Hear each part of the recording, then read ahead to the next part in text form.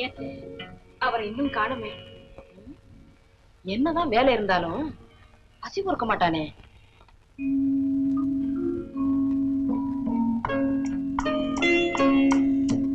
எங்கடா போயிட்டு இவ்வளவு நேரம் கழிச்சு வர்ற? என்னங்க இது புது பழக்கம்? வெத்தலை பாக்கு போட்டுட்டு வரீங்க. சாப்பாடு சாப்பாடு ஆயிடுச்சு. எங்க? பண்ணையார் வீட்ல. நல்லா காலையில பலகாரம் சாப்பிட்டது போதாதுன்னு சாப்பாடு அங்கேயே சாப்பிட்டு வந்துட்டீங்களா? ஏண்டா பணத்தை தான் வாங்கி மானத்துக்கு எடுத்த. இப்ப வேலைக்கு போய் சாப்பிட்டேன்னா அந்த மனுஷன் என்னடா நினைச்சுக்குவாரு? போதுமா, ஒரே விஷயத்த ஆளுக்கு பாதியா பேசாதீங்க. என்னதான் இருந்தாலும் அந்த வீட்டு சாப்பாடு மாதிரி வருமா? வாய மூடுறா. வெளியில 64 வகையோட அமிர்தத்தையே சாப்பிட்டாலும் வீட்டுல கட்டின பொண்டாட்டி கையால கஞ்சி தண்ணி குடிக்கிற அந்த சுகத்துக்கு ஈடாகாத உங்க அப்பாவே சொல்லியிருக்காருடா. சரி, அதான் போகட்டும். கட்டினவனும் பெத்தவனும் பசியோட காத்துக்கிட்டு இருப்பாங்களேன்னு கொஞ்சமாவது நினைச்சு பாத்திருந்தீனா இந்த கூறுகட்ட காரியத்தை செய்வியா? எனக்காக என் பசியோட காத்துக்கிட்டு இருக்கீங்க. என்னங்க நீங்க தான் பேசுறீங்களா? இப்பதானே புதுசா காத்துக்கிட்டு இருக்கோம். இனிமே இந்த தப்ப செய்யாதீங்க. தப்பா? எனக்கு நிறைய வேலை இருக்கு. எப்ப வருவேன் எப்ப போவேன்னு சொல்ல முடியாது. தொட்டதுக்கெல்லாம் என்னை எதிர்பார்த்து எனக்கு தொல்லையை கொடுக்காதீங்க. ஆமா. என்னது குடிகார மாதிரி பேசிட்டு போறான்? இப்படி எல்லாம் பேசவே மாட்டாரே. அத்தை, யாரோ இவர் மனசை கலைச்சிருக்காங்க. வேற யாரு? எல்லாம் அந்த சம்பந்தியார் தான். அவர் அத்தா கொண்டாட்டி பாத்தீங்களா? எல்லாத்தையும் கொட்டிட்டீங்களே. என்னங்க அது? போனா போதும், நீ பக்கத்துல இருக்கல, அது போதும். ஐயோ, இப்படி வேலைக்கு போகாம வீட்டுக்குள்ளேயே உட்காந்துருந்தா பாக்குறவங்க என்ன சொல்லுவாங்க? என்ன சொல்லுவாங்க? இந்த பொண்ணு புருஷனை முந்தானால முடிஞ்சு வச்சிருக்கான்னு சொல்லி எனக்கு கேலி பண்ணுவாங்க. அப்பதான் சொல்லுவாங்களா? விடுங்க. முடியாது, சொல்லட்டும். சொல்லிட்டு விட மாட்டீங்க? ஏன்? நான் முடியாது. அத்தை, ஏமாந்தீங்களா? பார்க்க போறாது இல்ல? ஆமா, அதுதான் இல்ல. நீ வர போறது இல்ல, நான் மட்டும் தான் போய் அம்மாவை பார்க்க போறேன். என்னங்க போங்க. என்னங்க அக்காவும் அத்தையும் இல்லாம இந்த வீடு வெறிச்சோடு கிடக்குது. அதுவும் நீங்க வேற தானே ஒர்க் ஷாப்புக்கு போயிட்டு எனக்கு என்னமோ போயிட்டு இருக்கு. நானும் வருவேன். அது என்ன கேட்பீங்க? ஒண்ணு கேட்கணும். அப்பா, நம்ம 2 பேரும் போவோம். 2 கார் ரிப்பேர்ல இருக்கு, அது சீக்கிரமா முடிச்சுட்டு வந்துடுறேன். போய் அம்மா இங்கே கூட்டு வந்து இங்கே வச்சுக்குவோம். சொன்ன கேட்க சொல்லுங்க. நளினா, நாம விரிச்ச வலையில சோமு வசமா மாட்டிக்கிட்டான். அவன் தம்பி என்ன அடிச்ச பணத்தை பறிச்சுக்கிட்டு போனதுக்கு பதிலா அண்ணனை வச்சே அவனை பழி வாங்குறப்பாரு. அதெல்லாம் வேண்டாம், எனக்கு ரொம்ப பயமா இருக்கு. எதுக்கு பயப்படணும்? நீ நினைச்சதை நிறைவேற்றுறதுக்கு மகாராஜா மாதிரி ஒருத்தர் இருக்கும்போது உனக்கு என்ன கவலை? அவரே வந்துட்டாரு. என்னை பத்தி ஏதோ பேச்சு நடக்குது போல இருக்குது. நளினா, ஏன் ஒரு மாதிரியா இருக்கிற? ஏன் மறைக்கிற? சொல்லக்கூடியதை சொல்ல வேண்டியவங்க கிட்ட தானே சொல்லணும். என்ன விஷயப்பா சொல்ல? இந்த வீட்டு வேலை கொஞ்சம் கடன் இருக்குது. அத உரிய காலத்துல கட்டாதனால வீடு ஏலத்துக்கு வந்துடுச்சு. நளினாவுக்கு அந்த கவலை தான். ஏன் நளினா? வேற என்ன? அட பைத்தியமே, இதுக்காகவா கவலைப்படுற? உனக்கு எவ்வளவு பணம் வேணும்? வட்டியோட சேர்த்து 20,000 ரூபாய். 20,000? ஏங்க உங்ககிட்ட இல்லீங்களா? நளினா, என்ன இப்படி கேவலமா கேக்குற? 2 ஒர்க் ஷாப் இருக்கு, சொந்த வீடு இருக்கு, இந்த ஊர் பண்ணையார் வீட்டுல பெண் எடுத்திருக்கிறாரு. ஒரு வரி எழுதி அனுப்பினா போறோம், 1 லட்சம் ரூபாய் ஓடி வந்துடும். நளினா, நளினா, கவலை விடு. கைக்கு பணம் வந்ததாக நினைச்சு.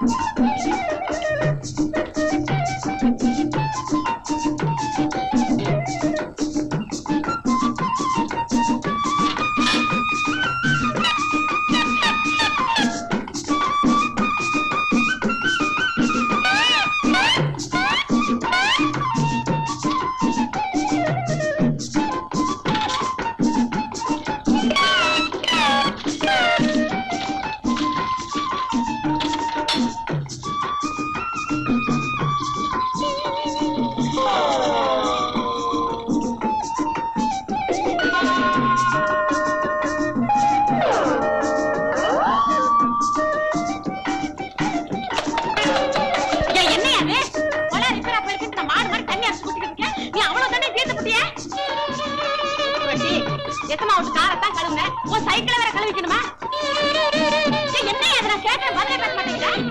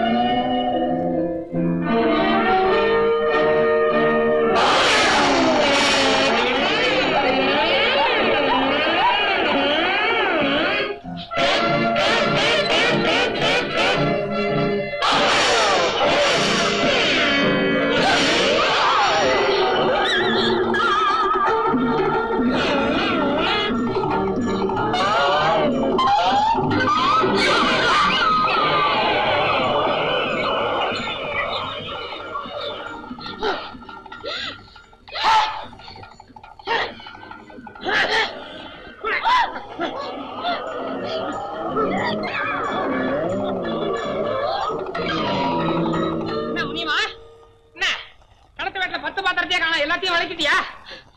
சரிக்கலங்க வாங்க. என்னங்க என்ன ரெண்டு பேரும் கிணத்து மேட்ல? இந்த காலத்துல கிணத்து மேட்ல எவங்க தண்ணி அரைக்கிறான்? எல்லாம் இதான். இது ஏன் உங்களுக்கு? நீங்க என்ன ஐயாவை தானே பார்க்க வந்தீங்க? வேற உள்ள போங்க.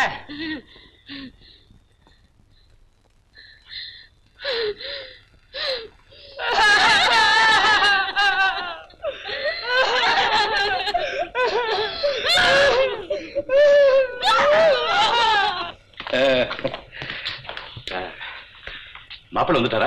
இல்லைங்க. என்ன அம்மாவை பார்க்காம இருக்க மாட்டான்னு சொன்னீங்க? ஆமாங்க, அவனுக்கு ரொம்ப வேலை போல இருக்குது. எப்படி இந்த வாரத்துல வந்துருவான்? என்ன விஷயம்? சும்மா சொல்லுங்க, பரவாயில்ல. எனக்கு 20,000 ரூபாய் பணம் வேணுங்க. அப்ப என்ன மிஷின்லாம் வந்தாச்சா? இந்த பணத்தை கட்டிட்டா சீக்கிரம் மிஷின் வந்துடும். என்ன அது? முதல்ல ஒரு 35, அதுக்கப்புறம் 15, ஆக மொத்தம் 50,000 ரூபாய் கட்டியாச்சு. 3ல ஒரு பங்கு கட்டினா போருமண்ணுங்க. இப்ப நான் மறுபடியும் ஒரு 20 ரூபாய். என்ன சமாச்சாரம்? என்னமோங்க அந்த கம்பெனிக்காரன் கேட்கறான். யார் அப்பேற்பட்ட கம்பெனிக்காரன்? நான் இந்த சம்பந்தப்பட்டிருந்தா அவன் தெரியாதா? வாங்க, என்ன ஏமாத்திர நான் பேசுறேன். வாங்க. இல்லையா, உங்களுக்கு எதுக்கு சிரமம்? இதெல்லாம் சமத்துவத்தை நடக்குமா? எனக்கு விஷயம் தெரிய வேண்டாம். வாங்க போவோம். வேண்டாம் வேண்டாங்க. இப்ப நான் போய் உங்க பேர் சொல்றேன், பாப்போம். அதுக்கப்புறமும் மிஷின் வரலன்னா நானே வந்து உங்க நேர்ல கூட்டு போறேன். அப்ப வர்றேங்க.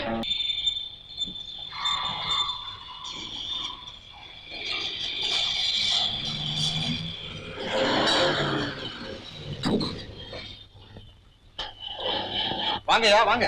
என்னப்பா வருது? சௌக்கியம் தானே? சௌக்கியமா தான். பார்த்து ரொம்ப நாள் ஆச்சு. ஆமா கார்ல ஏதாவது ரிப்பேரா? பெட்ரோல் பம்பு சரியா வேலை செய்யல. பார்த்து கொடுத்துட்டா போகுது. சரி சரி. ஆமா உங்க அண்ணன் இதை விட்டுட்டு ஏன் அந்த ஊர்ல போய் ஒர்க் ஷாப் வச்சிருக்கான்? எல்லாம் வருமானத்தை உத்தேசித்தாங்க. என்னப்பா வருமானம்? அங்க கொண்டு போய் போடுற அந்த 20,000 இதிலேயே போட்டு இன்னும் விருத்தி பண்ண கூடாதா? ஆமா நீங்க என்ன சொல்றீங்க? அதான்ப்பா உங்க அம்மா வீட்டை என்கிட்ட அடமானம் வச்சு 20,000 ரூபாய் வாங்குச்சே, ஏதோ ஒர்க் ஷாப்புக்கு மிஷின் வாங்கணும்னு சொல்லி அதை பத்தி தான்ப்பா சொல்லிட்டு இருக்கேன். ஓ அதுவா? அது டவுன்ல இருக்கு இல்லீங்களா, அதனாலதான். ஐயா தயவு செய்து இது வேற யாருக்கும் தெரிய வேணாங்க. எனக்கா சொல்ற? உங்க அப்பாவும் நானும் எப்படி பழகி இருக்க தெரியுமா? அதனாலதான் உங்க அம்மா வந்து கேட்டது ஒரு வார்த்தை மறுப்பு சொல்லாம குறைஞ்ச வட்டிக்கே ரூபாய் 20,000 எடுத்து கொடுத்தேன். சரிங்க நீங்க போங்க, நான் வண்டி பார்த்து அனுப்புறேன். ஆமா சீக்கிரமா பார்த்து அனுப்பிடுங்க.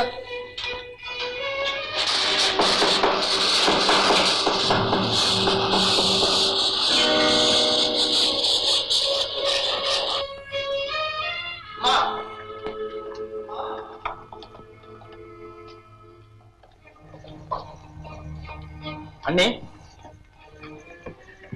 வாங்க தம்பி. மாலதி வரல? வரல அண்ணே, நான் ஒர்க் ஷாப்ல நேரா வந்துட்டேன். அம்மாங்க? இங்கதானே இருந்தாங்க. அம்மா வாடா ராஜா, வா வாப்பா. சௌக்கியமா இருக்கியாப்பா? மாலதி நல்லா இருக்காளா? ஊர்ல எல்லாரும் நல்லா இருக்காங்களா? என்னடா அப்படி பாக்குற? அம்மா நான் தான் உங்க புள்ள மருது. நானும் உங்க வயசுல பிறந்தவன் தாமா. இப்ப யாருடா இல்லைன்னு சொன்னது? நீங்க தான். என்னடா வளர்ற? ஏம்மா எனக்கு தெரியாம இப்படி எத்தனை விஷயங்களை மறைச்சு வச்சிருக்கீங்க? எது? என்னப்பா சொல்ற? ஏம்மா வீட்டை பிரிச்சு புது மாதிரியா கட்டணும்னு நான் சொன்ன போதெல்லாம் இது என் புருஷன் கட்டின வீடு, நான் கண்ணை மூடுற வரைக்கும் இதுல யாரும் கை வைக்க கூடாதுன்னு சொன்ன நீங்களே இப்போ வேறொருத்தர் கையில அடமானம் வச்சு பணம் வாங்கிட்டு வந்திருக்கீங்களே, இது உங்களால எப்படி முடிஞ்சது? எப்படிமா முடிஞ்சது?